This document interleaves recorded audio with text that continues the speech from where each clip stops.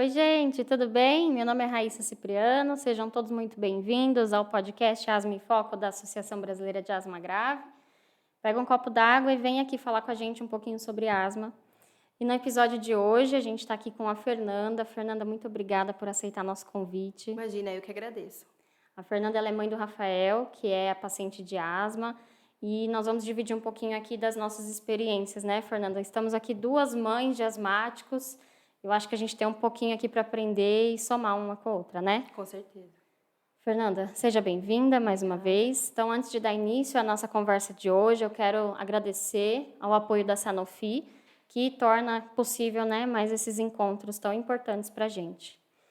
Fernanda, antes eu queria que você falasse um pouquinho de você, né, em primeiro lugar, para a gente conhecer um pouquinho mais sobre você, qual a sua idade, e depois você fala um pouquinho também do Rafael, sobre o diagnóstico dele. Tá. O Rafael, ele tem 10 anos, eu tenho 42 anos, né? Eu fiquei grávida dele com 32 e a gestação foi tranquila, foi normal, não tive nenhuma intercorrência, nada assim, que pudesse levar algum trauma nele, alguma coisa que desse algum problema respiratório. Mas quando ele nasceu, eu notei, assim, já logo depois do parto, que a respiração dele era muito ofegante. Como eu já tinha tido uma gestação anterior, eu notava que, assim, a barriguinha dele, sabe, inchava e voltava, inchava e voltava. Sim. Então, assim, eu vi que algo não estava normal. Uhum.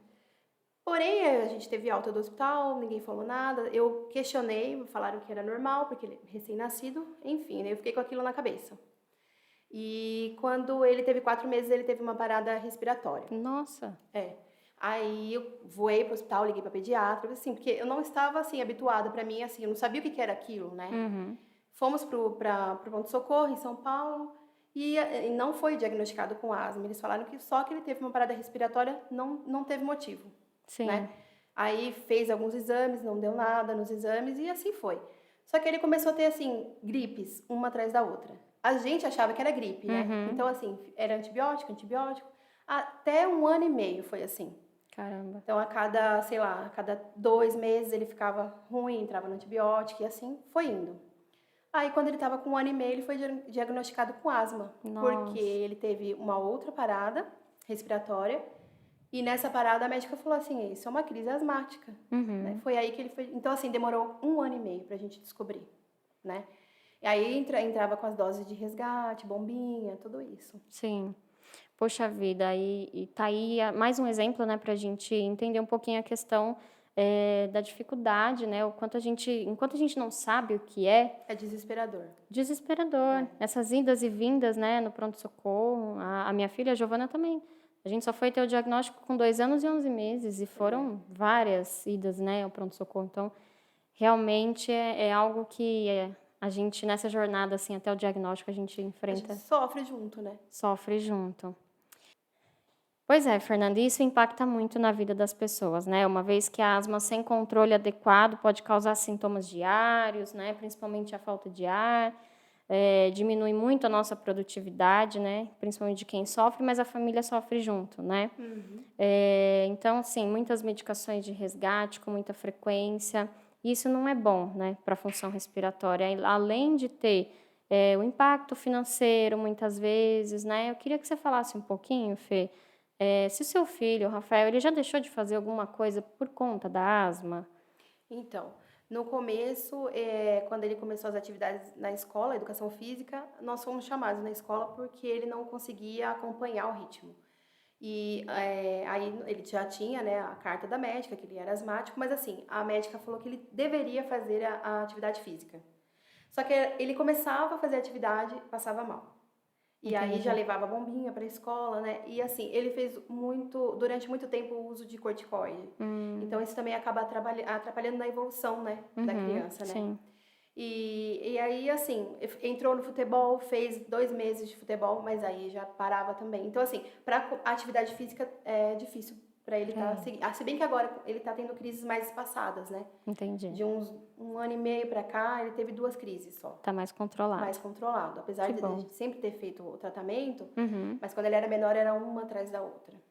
Então, para ele, principalmente, né, eu acho que para muitas crianças, a fase escolar é a que Acho que é mais mais difícil.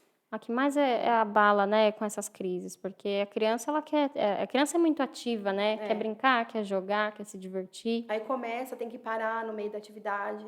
Inclusive, Exato. ele até brinca que na escola os amigos falam: ih, o Rafinha vai usar a bombinha agora. Oh, meu Então, Deus. assim, todo mundo já sabe, né? E tem a questão emocional também, É, né? Ele já te falou alguma vez, assim, em relação... Ah, mãe, que idade que ele tá agora? 10 anos. 10 anos. O Rafael, até esses 10 anos, ele já passou por um momento assim, não quero fazer a medicação, ou por Já. que eu tô fazendo a medicação? Quando Porque ele é começa a menorzinho. idade dos porquês, né? É. Agora maiorzinho, não. Quando ele tem a crise, ele mesmo já fala: não preciso da minha bombinha. Ele já faz sozinho. Mas quando Bonitinho. era menor, ele tinha vergonha. Oh, meu Deus. Uns 3, 4 anos assim, ele já estava na escola. E aí ele usava com espaçador. Uhum, Então, aí era aquele negoção, né? Aí, grande. então, aí ficava todo mundo falando: nossa, o Rafa com esse negócio, o que que é? Então, tinha brincadeira, né? Porque Falta criança... informação, né? É. Falta informação. Então ele falava: mãe, eu não quero usar aquilo na escola, não vou usar. Então às vezes ele passava mal, chegava em casa, já estava com a crise, sabe?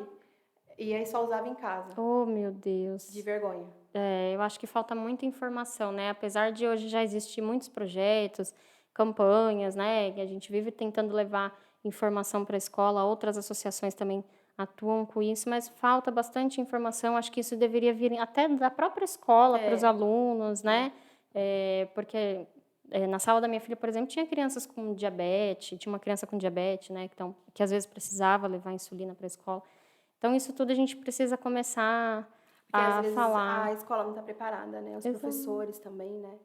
Desmistificar isso tudo, É, né? E a sociedade precisa começar a entender que é normal utilizar a bombinha aí, que é o broncodilatador ou o corticoide inalatório, né?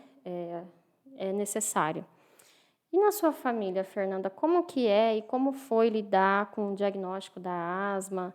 Em algum momento você enfrentou assim alguma dificuldade para explicar para sua família, e família quando eu digo não só esposo, né, mas toda a sua família, as avós, os avós, tios, tias, que às vezes convive com vocês, com o Rafael. Você já enfrentou algum tipo de dificuldade? então, o Rafa é assim, eu tenho meu sobrinho que tem 1 ano a mais que o Rafa e ele também tem asma. Só que agora ele já não tem crises mais, mas assim, quando ele tinha a crise, então ele ficava extremamente ofegante. Então é aquela coisa que você fala, o asmático, você vê que tá, o Uhum, Rafa, as crises dele é diferente, ele não fica desse jeito. A saturação dele cai, hum, ele fica parado assim, você não vê que ele tá puxando muito ar, mas ele sim, vai amolecendo. E aí, no começo, a gente ouvia: ah, ele tá com frescura, ah, ele não hum, quer jogar bola, ele não quer fazer as coisas. E aí a médica falou: olha, tem tipos de asma. tem, Então, assim, a dele não é aquela que você tá vendo ali, ele tá ofegante, ele não tá conseguindo respirar. É diferente o jeito que ataca a asma dele. Então, assim, durante esse percurso todo, muitas vezes a gente ouvia: ah, ele tá com frescura, ele não tá com nada, entendeu? E ele tava tendo uma crise. é complicado, né? Inclusive, ele chegou a ficar internado e ele estava com 84 de saturação. Só que você estava conversando com ele estava... Visivelmente você não Você via que ele percebe, estava mais assim, amolecido, assim, prostrado, mas assim, não tava aquela coisa de tipo, eu tô precisando puxar o ar, você entendeu? uhum, Então, assim, até eu mesmo, para poder identificar as crises, às vezes eu não conseguia identificar. foi Foi difícil. difícil. Eu enfrento, assim, acho que toda mãe acaba enfrentando um pouco disso, né? Porque a gente ainda tem muito daquela coisa de crença de vó, que às vezes fala, não, usa tal coisa, ou uma É, vizinha, uma amiga, todo mundo tem algum remedinho que cura, né? é, E acha que é a mãe que a mãe que não tá sabendo cuidar, não é exatamente. normal e não sei o quê. Então, eu acho que quando a gente começa a vivenciar essa questão do diagnóstico, a gente começa a aprender tanta coisa que envolve a asma, e aí eu te fiz essa pergunta porque todos esses fatores externos atrapalham às vezes, né? Com certeza. Porque você se sente, eu no meu caso, eu me sentia impotente, porque eu achava assim, poxa, eu não tô conseguindo ver quando ele entra em crise. Aí eu fico preocupada, aí vem as pessoas de fora falando: ai, não, não é nada, porque ele é mole mesmo. Muitas vezes eu ouvi isso: nossa, ele é mole, Rafael é mole. Oh, meu Deus. Então, assim, você fala: gente, poxa, Falta muita é. informação. E dentro da família mesmo, entendeu? Uhum. Mas aí, quando as crises começaram a aumentar, que até ele ficou internado tudo aí, Aí aí as pessoas, não, é é grave, alguma grave. coisa realmente está acontecendo, acho que a Fernanda estava falando a É, verdade. mas demorou, viu? Demora. Às É, vezes precisa passar por um quadro grave para conseguir entender, né, é, realmente o que está acontecendo. é. Por isso eu acho que é tão importante a gente fazer materiais como esses, porque hoje todo mundo tem acesso ao computador, todo mundo em algum momento para assistir alguma coisa, do É, nada aparece uma recomendação de um vídeo. Então, se a gente tivesse, um tempo atrás também, mais pessoas falando sobre asma, mais informação. mais informação, É, trazendo como que foi dentro da casa dela, com a família exatamente. dela, eu acho que isso ajuda a conscientizar, né? Nós temos um grupo de pacientes, e aí lá tem mães, pais, enfim, e eu já vi casos das mães de pacientes falar assim, Raíssa, eu mostro os vídeos da associação para o meu marido, porque ele não acreditava. Depois que eu comecei a mostrar os vídeos, ele, então, realmente. Então, acho que é muito importante da gente fazer esse tipo de material e Com estar certeza. sempre compartilhando, né? Informação salva. Com certeza. E eu vejo também que, assim, no meu caso, quando o Rafinha era pequenininho, ninguém falava muito, né? Uhum. Então, assim, eu cheguei várias vezes no hospital e falava, ai, doutor, acho que ele tá com gripe. Não, ele tá com uma crise asmática. Então, assim, eu não tinha da onde buscar, eu não conseguia identificar as crises dele, não sabia, não tinha essa informação. Uhum. Então, eu acho que quanto mais a gente falar, mais a gente vai ajudar. Exato, com certeza. E como é o Rafael hoje? Hoje você falou que ele está bem mais controlado, está tendo crises mais espaçadas, Sim. mas como vocês alcançaram o diagnóstico, né? Quem trouxe, quem foi a médica, ou se você precisou de algum especialista, como que foi? Como que ele alcançou esse controle, né? Então, a primeira médica que identificou foi em São Paulo, foi a pediatra mesmo. Uhum, Nós passamos ele com o pneumologista, né, depois só para confirmar o diagnóstico e foi confirmado, mas foi a pediatra que mesmo bom. que notou que ele tinha, inclusive foi ela que passou o tratamento o de resgate, né, quando ele estava em crise, e o que ele teve que fazer durante um período. Praticamente a vida toda ele fez tratamento, né? Uhum, Agora ele está sem medicação. entendi. E quem acompanha ele agora é a pediatra aqui de Bragança Paulista. Uhum. E assim, ela cortou as medicações porque estava espaçado, ele estava bem e foi controlado. Agora as crises dele eu tenho notado que tem sido emocional. Entendi. Não, antigamente assim, dava do nada, mas agora eu vejo que quando ele fica muito ansioso, alguma coisa é quando ele tem a crise. Uhum. Então por isso ela cortou a medicação, né, de uso contínuo. Então ele está usando só quando tem crise. Diferenciar muitas vezes uma crise de ansiedade para uma crise de asma também a gente É, tem um certo desafio, né? é, E para comentar um pouco do que a Fernanda falou, eu achei o máximo você dizer que foi a própria pediatra foi. quem diagnosticou, né? Porque a gente fica com esse mito de que só um especialista pode fazer o diagnóstico, e muitas das vezes, né, a gente tem mais de 20 milhões de pessoas no país que sofrem com asma, e a gente não tem profissional especializado para isso tudo. É, Então, tanto o pediatra, o clínico geral, eles são médicos que podem e devem fazer esse diagnóstico e tratar. Muitas vezes o que os especialistas dizem que para os casos mais graves ou de mais difícil controle precisa de um médico especialista, um pneumologista, um alergologista, né? uhum. Então, parabéns por você ir atrás de saber, de buscar um diagnóstico para o seu filho, né? E que bom que você já encontrou uma médica que já Que logo que acompanha ele desde sempre. exato, É. exato.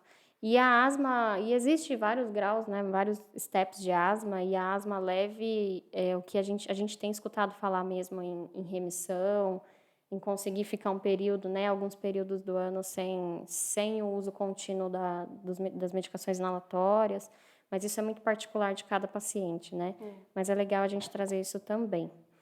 Então, com tudo isso, a gente entende realmente a importância, né? Diagnóstico precoce, eu acho que é algo que a gente tem que bater na mesma tecla sempre. Com Precisa de certeza. um diagnóstico precoce. É.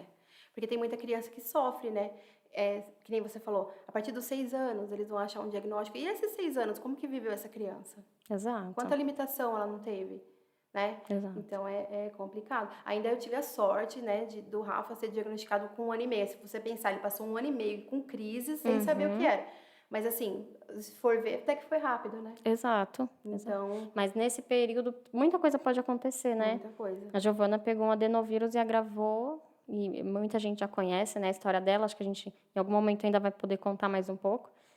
Mas com 2 anos, eu só soube quando ela teve a crise mais grave, e aí ela ficou com algumas sequelas pulmonares. Então, bater nessa tecla do diagnóstico precoce é É importante, para importante. que isso aconteça o quanto antes e nenhum outro paciente precise passar Passar por isso. por isso, É. né?